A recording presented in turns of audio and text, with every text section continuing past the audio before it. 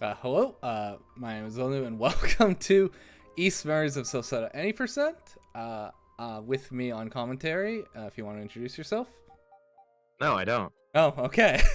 With me on commentary is Ghost Kumo. Dang it! I'm trying to do a thing here. I didn't know what Hi, you were trying to everybody. do. Dang it! No, I'm stuck. Hi, everybody. I'm Ghost Kumo. I have run this game for many years, and I'm happy to see somebody other than me running this game on this channel. I've also run this for many years, more than I maybe would like at this point. That's a weird way to word that, but that's... I kind of realized how long it was when I was practicing. But anyway, gonna get started on easy, 70% easy. True, any percent. Yeah, actual true any percent. I'm gonna get started in 3, 2, 1. So first thing you will notice is that the cutscenes are very quick. That was added during this game when this was ported to PC, and it is just such a huge boon for the speedrun, because it's an RPG, there's a lot of cutscenes, and the cutscene fast forward might not be quite as good as a skip, but it is very good and very funny. Anyway, we're just going to be rolling around, heading to the first dungeon right away. And I will sort of explain combat as we go, but there's just a lot going to be happening right at the start during this first dungeon. It's all just sort of tutorials on combat. Yeah, so the basic gist of this game, I often describe this game as what a 3D Mana game would be like, which is amusing because Trials of Mana in 2020 dropped and it was very similar to Ys. But yeah, you have 3 party members maximum. You can switch between them. They all have their own skills. They all have their own attacks. Combat in this game, you have a basic attack. You have a skill that you can bind to the 4 face buttons. You learn those throughout the game as you get experience and levels. Also depends a little bit on where your story state is, because they don't want to give you the good skills too early, even if you are overleveled. You can also do what's called a flash dodge or flash move, where right as an enemy attacks, you press the dodge roll button. Gives you a couple of seconds of bullet time and damage immunity. There's also flash guard, which gives you a couple of seconds of mini crits where you do about 15-20% more damage. So we have 2 characters here, our buddy Adol Kristen, the series protagonist. I would say that this game is probably the one that focuses most on his story, even though it kind of just... This game is just a retcon remake of Ys 4. And Ys 4. I always love adding that detail. Yes. a retcon remake of Ys 4 and the other Ys 4, the cooler Ys 4, the TurboGrafx Ys 4. There's a lot of things that they changed from the story between those for a couple of different reasons, but the basic gist of this game is that Adol lost all of his memories, and he's going to get them back. This is why we also have Discount Dogi here. His name is Durin. He's voiced by Kirk Thornton, aka Shadow the Hedgehog, and Adol is voiced by Silver the Hedgehog, his most recent voice actor, which is a fact that I need to point out, because I have sold this game to people as like if Sonic Heroes was an RPG, because you keep rolling, you keep going fast, and there's a lot of blue, red, yellow, and pink. So first we have the first boss. I don't remember his name actually. Aldovoss. He's a big dumb rock. He's the biggest gatekeeper on nightmare difficulty, but on easy difficulty he's pretty manageable. So he's going to fill up the stun meter here underneath the boss's health. This is only relevant in this boss fight. He's going to use his extra skill, which is your big flashy finisher skill that you build up. To note this game's resources, every time you do attack, you'll see these little blue lights come up out of an enemy, and it'll go to the bottom right. There's this little sundial with these like sun rays. There's 10 of those. Each of those represents 10 SP, which skills use SP mainly in increments of 10. And then you also build up this yellow circle meter, which is also on that dial, which shows that you can do an extra skill. But yeah, now we saved the miners, and now we need to leave town. Adol doesn't have his memories, but he is still a wandering hero adventurer type. So he's given the task of mapping this region by the Governor General here. And that's basically the main quest. It's like, we don't know much about this big forest out to the north of town. We should figure more about it. But she gives us a map, which is the most broken thing in this entire game. So what Zellnuu just did is he went up to an NPC, opened the menu on the same frame that he talked to the NPC, which allows him to store a text box. You can hide text boxes by holding R1 and moving them forward when you want to, but he goes to the north end of town and triggers a cutscene that's about 40% later in the game. So this is when you're supposed to get your third party member back. You're actually supposed to get her in a different spot, but yeah. So this skips to about 40% into the game. So this is Karna. She's cute. She also has throwing knives. You need her for like exactly one thing to advance the game. So picking her up is like important here. But yeah, we're just skipping 30% of the game by using text storage in order to force cutscenes. When you store a text box and then clear it, or when you store a text box, it kind of turns the screen into this weird primal state where you can just force cutscenes to happen at points that they weren't intended to. That was strange. So, I've never seen that. I have seen that before, but... Yeah, so he basically can use text storage to force cutscenes at will, which allows him to skip huge portions of the game and also bypass soft locks, because normally the game's like, you're not supposed to have this yet. And for context, there's supposed to be a lot of tutorials happening all right now during just like, as you're walking through here.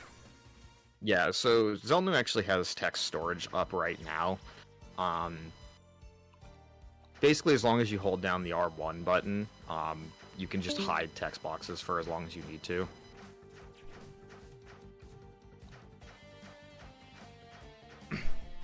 And at this point, we're just sort of moving to the second dungeon, because we cleared the Fourth first dungeon. No. You're moving toward. Oh, right. No, I'm not. You're not skipping Dwarf Bracelet. No, I forgot. Not Yeah. quite. Yeah, there is a reroute that lets you skip the second dungeon, but Zellnuu hasn't quite gotten to that one yet. I think Giotto is the only one who has done a run with that. I thought Xseed did. Xseed did as well, but I could be wrong. Yeah. But anyway, I don't know that Xseed has touched this game in a while. Not to be confused with Xseed, the publisher of this game. There's a runner by the name of Xseed who has several of the records in this game. Anyway, there used to be a skip that you could get under the bridge here and skip over to the next town and the next dungeon, but we don't do that anymore because it's actually faster to just text storage our way through the intended path. This screen here is kind of like a Lost Woods type dungeon. You need to pick the correct path or you'll end up at the beginning. The correct path is noted by these white flowers. But we're heading off to the second dungeon because there is a vital accessory towards the mid making one. progress in the run. Vital in quotes because there is a skip around it, but yeah, we're not running that route at this point. And at this point, we're also skipping past like the next town where you're supposed to meet Karna. Adel and Durin are supposed to get thrown in jail. Yep. We haven't mentioned this, but there's a rather dramatic somersault roll in this game. All of the East games since 7 have a very pronounced roll, and it is the fastest form of movement at this point in the game. I want to say it's about 12% fast, or no, I don't want to say 12%. That's the Beast King's clause over the roll. It's significantly faster than the normal move speed.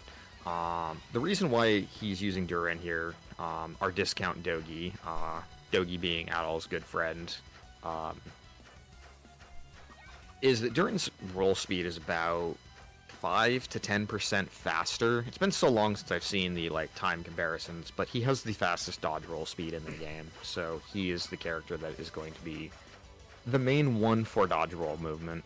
Yeah, I remember when it was being discussed, it was like it saves a second every minute of rolling using Dogi. Even you're calling him Dogi now. Yeah, because yeah. He's a poor man's Dogi. Because if Dogi was actually in this game, I mean, the whole plot of this game wouldn't even happen because it's like, oh, I can just tell Adel everything that he lost in his memories, because a lot of this game is just Adel going around getting his memories back. Some of which are his own personal memories, some of which are just like he actually mapped out most of the region and then he almost died and then lost all of his memories. So it's like, well, now I got to do everything again. And it wasn't mentioned, but the reason Adel is sort of recruited to do this is everyone who's gone into the forest previously is not returned except him. Yep. So kind of one of the things you haven't touched on. Part of the perks of doing text storage when getting out of town is that you get to skip all the tutorial screens and prompts and cutscenes. But the other part of it is that you need, when you advance the game to this state, the game is already things that you have cleared this dungeon. So you can't actually enter this dungeon because the game will not let you bypass the game will not let you activate the trigger that opens the dungeon. So you use text storage to revert the screen at the start of this dungeon to its primal state, in which you need to use Karna's overworld action, where she severs a suspended cable in the distance. So you text storage to get into this dungeon, basically. Again, using text storage not only to advance the game, but to bypass things that would otherwise soft lock us. Is the bee gonna cooperate with this? Okay. Not the bees. Now we have Always need to be careful on this screen that you don't accidentally throw the cocoon in the far background, because then that just blocks out a chest and wastes time. Oh boy, so we get to explain this next trick. the bee. So the first thing that he's going to do is he's going to put a character in a on top of the loading zone of this boss trigger, and then once he's done that, he's going to go into the game's memory cutscene viewer, swap the characters to where that character is standing on the swap characters, then switch to the character who's standing on the trigger, go into the game's cutscene viewer, and then he's going to activate the game's cutscene viewer and then close out the menu, which is going to allow him to move during the boss intro cutscene. Skipping the boss trigger, going to get the accessory that he needs, and then he's going to do 7 neutral rolls, and then roll into the trigger again in order to get out of this boss. It's kind of a tricky thing to pull off or explain, but basically what he's done is he's used the cutscene viewer to allow him the ability to move during the boss's intro cutscene, and then use the cutscene viewer again to cancel the boss's intro cutscene, because otherwise it would start a boss fight, and if you're not on a screen that has a boss fight programmed into it, you'll fall through the floor and die. Yeah, it tries to warp you back to where the boss is, but you're not there, so you fall through the nothing. Mm-hmm. Yeah, so he has gone into the boss fight, skipped the boss trigger, got the accessory locked behind the boss, and then left the boss room. It is important that he does all this in this particular way, because there are ways to get out of a boss fight. In that particular fight, one of the older strats was that you would flash guard one of the boss's attacks like a dozen times, and then just fling yourself so high in the air that you can actually just leave the boss's arena. But when you do that, the game is in a state where it thinks that you are in a boss fight everywhere, so any screen you go into that has a pre-programmed fight, it will automatically force a fight.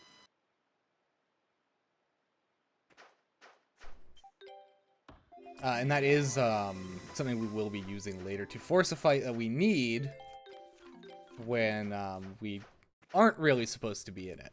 But for now, we need to not be in a fight. Yeah, so there's 2 NPCs here you can get text storage off of. Sorry, I'm like following the stream. I think I'm like 3 or 4 seconds behind. Oh. And you can talk to these NPCs and get text storage off of them. And the main thing that is useful for is on this upcoming screen, there's a whole bunch of story triggers that would force you into the scenario to complete the 3rd dungeon.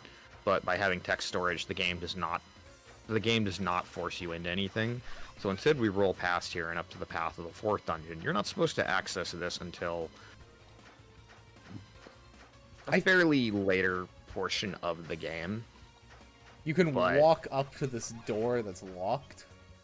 Yeah, but essentially you're supposed to complete the 2nd and 3rd dungeon, which you can do in any order you choose. And then once you do that, you head back to the 1st town of the game, which is where you pick Karna up again, and then you get a book that tells you this is where we need to find this particular symbol. Well, since we already know where that is, we go to the underground ruins here, and then use text storage, which allows Zellnuu to actually force the cutscene that lets him into the dungeon effectively. You have to kind of do a little mini puzzle, but you know, we don't have time to explain everything. All right, so here we're normally supposed to get the ability to swim underwater, but we don't have the ability to go underwater. But one thing that you can do is use the dwarf bracelet, which shrinks your hitbox. Go into the cutscene viewer, and then once you come out of the menu on that, Your characters will fall into the water because they're set at a height just above the water when they're small, and then they fall just far enough that you can get underneath where you need to go and skip the 2 portions that would require you to have the accessory that lets you swim underwater. It is a very weird little roadblock that they have, but yeah.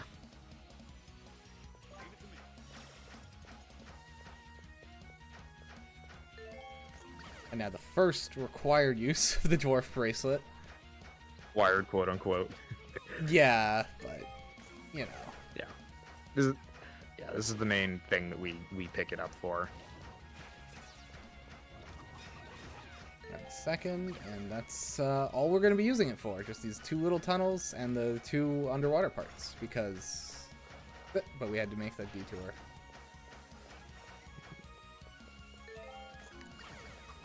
And coming up, we'll be using the same trick as the bee on the boss of this dungeon to skip past it. Good old Robo Centaur. There's a certain pejorative we attach to the fight that's normally here. Thanks, Delphi. That we attach to this particular fight here. It was fun when it was part of the route, but it was frustrating. Yeah. Those fights. Yeah, so the fight triggers, we get out here, and then once the boss fight's cutscene fades out, we're gonna fall through the floor, but a cutscene triggers on this particular screen anyways. So next thing he's gonna do is text storage off of our own grave, which is always fun to say. Kind of leave the screen and then advance here, and then this is gonna activate a cutscene that's supposed to happen when you get up to the town north of here. Normally you're supposed to get up to the town here. Everyone thinks Adol is supposed to have been dead. They see him, ask him about his gravestone, because they think that he died because there was an accessory that he was carrying called the Mask of the Sun, which is the game's plot MacGuffin. And they were like, there is no way that he would leave this. Like, he must have died. So they buried the mask with like, to like make a makeshift grave because they don't know where he is. They just assume he was like evaporated or something. Anyways, so we get up to town, we leave town, and then we're heading off to Providence Tower, which is a tower that Adol has seen in his memories a couple times. This is overseen by the god of this region, Eldil, and we need to go speak to him and figure out what's going on, but we can't advance because we get struck by lightning. Anyways, now we get our 4th party member. Ignore the blonde-haired man. He does not exist. I'm gonna try to do this fight. Anyways, so he's picked up a 4th party member, Kalilica, who is level 22. Gonna get completely owned. Yeah, this fight's not going too well. These guys are a giant pain. If you take a death here, the game sets them from night to day. For some reason, enemies at night do more damage. But this fight's really annoying. We do a very different strat on higher difficulties, just because, like, Kalilica can only handle this on easy. She gets just utterly destroyed on any higher difficulties. But yeah, so this is a fight that's supposed to happen after you beat Providence Tower. The reason why this is going on now is because when he triggered the fight against Robo Centaur at the end of the Underground Ruins, he stored that boss flag state, and this particular screen has a boss fight attached to it. While he was on the screen a little bit earlier, he had a text box stored. He wanted to go as far as when he gets Kalilica in order to bring her to this fight, because, I mean, your party members are level 2 and 4. Yeah, if you notice, they were doing 0 damage per hit. Well, no, they had been reduced to 1 HP instantly. Okay. Like, they do not, AI's party members do not factor into fights when they're dropped down to 1 HP. Fortunately, they don't die, but yeah. Oh. I don't remember this happening. Oh, right, yeah, this is the easy route. This has been so long since I've done the easy difficulty route. They're just gonna force a boss cutscene here, move up here, and then some strange things are going to happen on this particular screen, but there's a cutscene that's supposed to play here, so even though the game forces the boss fight, another cutscene overrides it, so he is no longer going to fall to the kill plane and die. So this particular screen is kind of neat because they have this really cool theme that nobody ever hears for longer than 2 seconds because you don't spend very much time in this area after the thunder has been cleared. It plays for 3 screens on an area you have no reason to go back to other than, like, to warp to that monument I just walked past and go over here. Yeah. That's it. Somebody actually did a cover, like a guitar metal cover of this particular track, and I was so happy to see it because I'm like, this track is way too good to use for an area that you just don't spend any time on. Anyways, this particular theme that plays here on Table Mountain is like one of the weaker remixes of this game. It's based on a theme of Adol from the original Ys 4, which is a really good track in its original incarnation.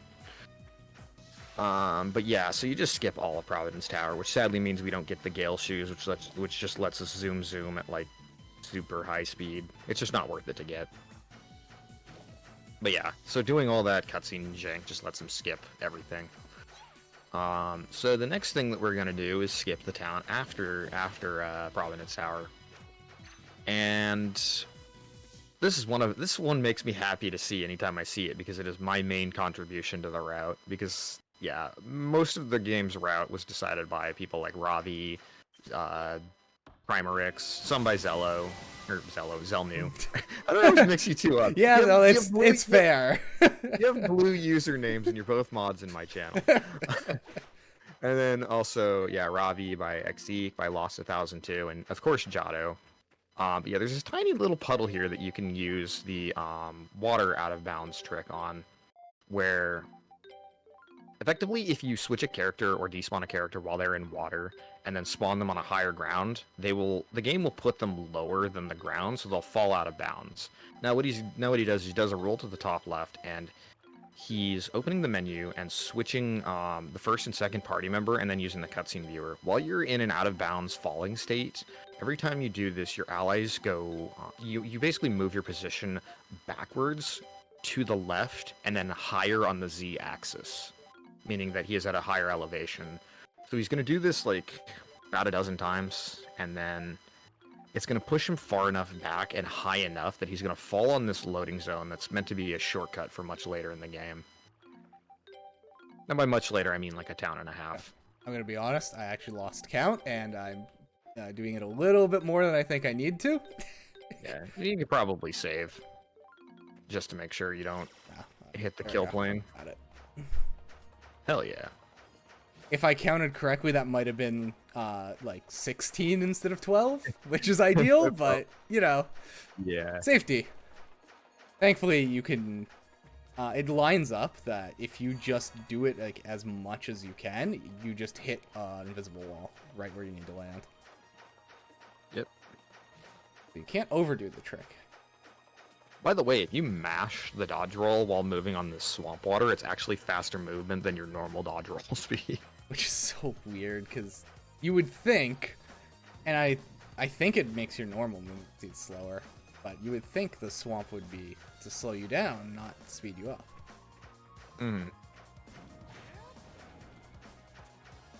So the next thing that Zellnuu is going to do is perform a text storage on this tent here. This particular menu, because you don't have the ability to press circle to cancel, you actually have to menu with the mouse cursor, so it's a bit jank. But you can get text storage off of like overworld interactions as well. And then what he's going to do is roll up to this warp monument that he's going to use for later. And then once he comes back to this screen here, Cutscene complete. yeah, it triggers this cutscene for a side quest. It's the only side quest in the game that actually warps you. But he's going to go into this shop here, and then because he has the money, he's going to buy a better weapon for Adol, and Durin because he might as well. Now, although the B cutscene, like the wasp, giant wasp boss cutscene, although we abandoned that and did not die, as soon as he gets to this next screen here, what's going to happen is a boss fight against this giant frog. He still has the game's still stored in a like boss cutscene. Whoops.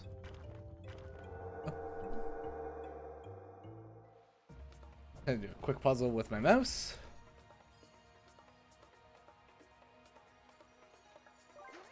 I don't know if we lost Ghost, but gonna come up to the frog. Use Kulika's. I'm here. Oh, okay. Use Kulika's skill and try. I didn't get it. Try to do as much damage, and if you kill some of the small frogs and get skill learns, you can sometimes get a freeze on the frog boss itself. For now, we're just gonna focus. Oh, yeah, that's not great. Frog is being a bully. Frog is always a bully.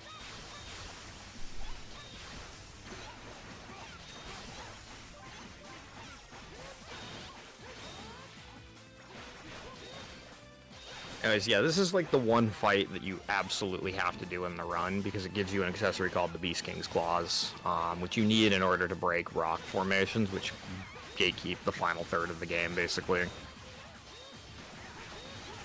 And even if you despawn them doing some shenanigans with the memory menu, there's an invisible wall behind them, unless you have the accessory.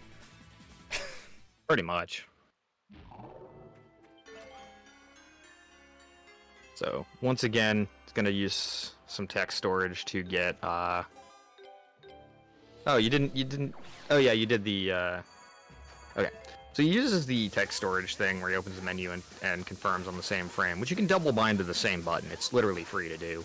And then that is a, like, minor optimization to skip the little Beast King's Claws, like, explanation text box while also warping. And, you know, being able to menu during that little cutscene there.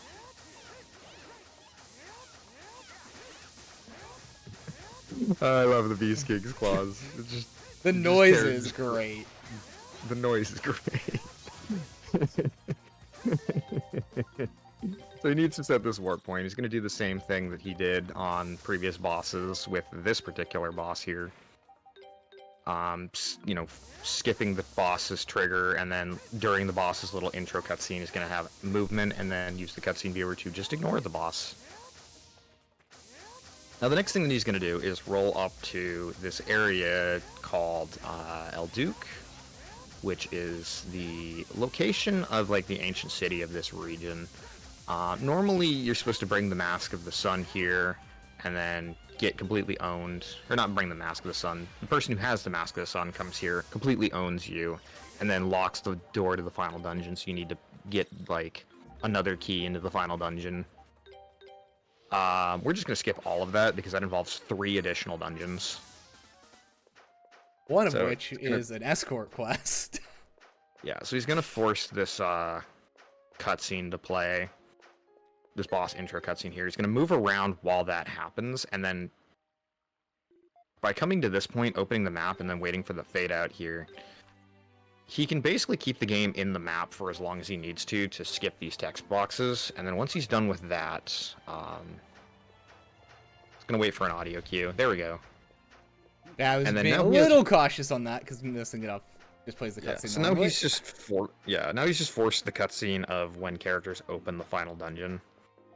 But he can move around, so it's just a bunch of characters going to be talking in the background. He can't fast forward through this, but he can just hold down the, like, cancel button, which accelerates text as fast as it was originally supposed to accelerate. And then he's going to take this cutscene into the first part of the final dungeon. And the final dungeon of this game is, like, about as long as this run itself. So, needless to say, we're not going to be doing it. In the final dungeon, there's a boss fight on the second screen, and then 3 different sectors that you're supposed to go to, and then, like, the final boss, and then you're supposed to exit out, and then do the game's kind of little final scenario. But there is a forced fight on this first screen that is a part of that final scenario, so we just skip the entire final dungeon.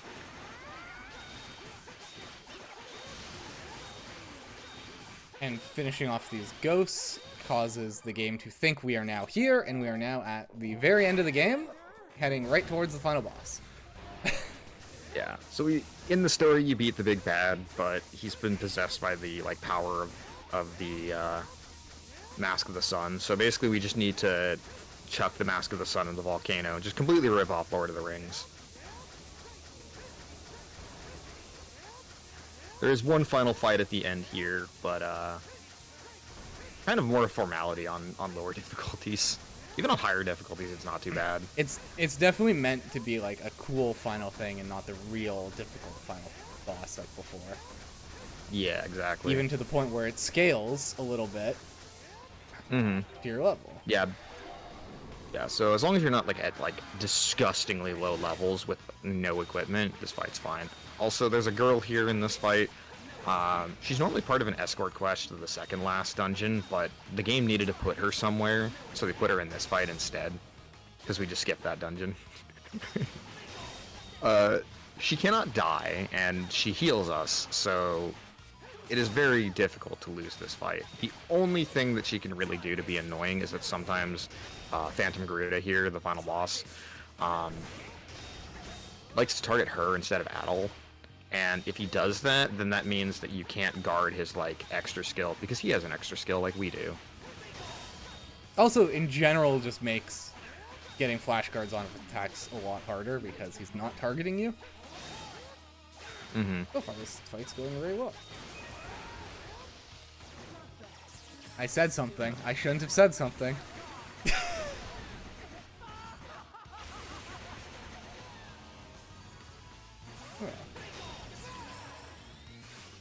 Yeah. We are still pretty low level, but because it's easy, that attack doesn't completely one-shot you. And because Luce is here, you just get healed up immediately. I actually don't think it's possible to lose. At least with the speedrun route, on easy. Not on easy, no. God, every time I come back to this run, I'm like, there's a billion things that go on in this run that I just do not have enough time to explain. Map go burr. That's the that's the explanation of the speedrun. The map go burr. Why don't attack me at all, please? There we go. Yeah, he gets kind of like antsy and doesn't want to like actually hit you in his final phase. He keeps trying to nothing personnel kid, but we're not stupid enough for that. Alrighty, so that's the end of the game. You throw the mask in the volcano, and the time's coming up. And time.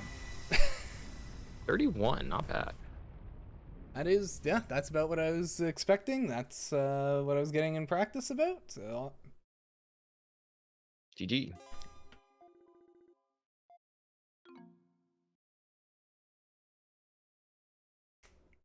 I don't know what to say at this point. I was like, oh, I just finished. do final shoutouts and all that.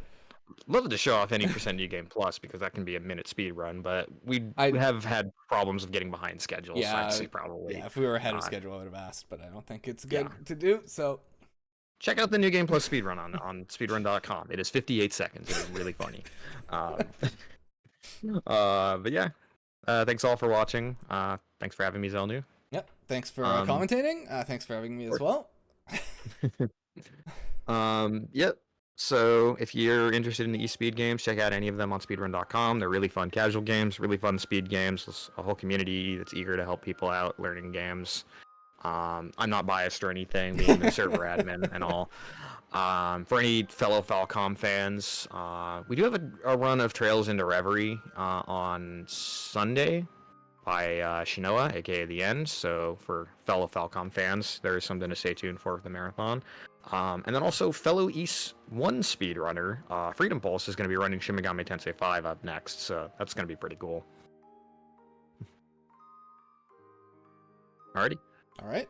I think don't have any shoutouts other than what Ghost already said, so thanks for having me again, and I don't know what else to add.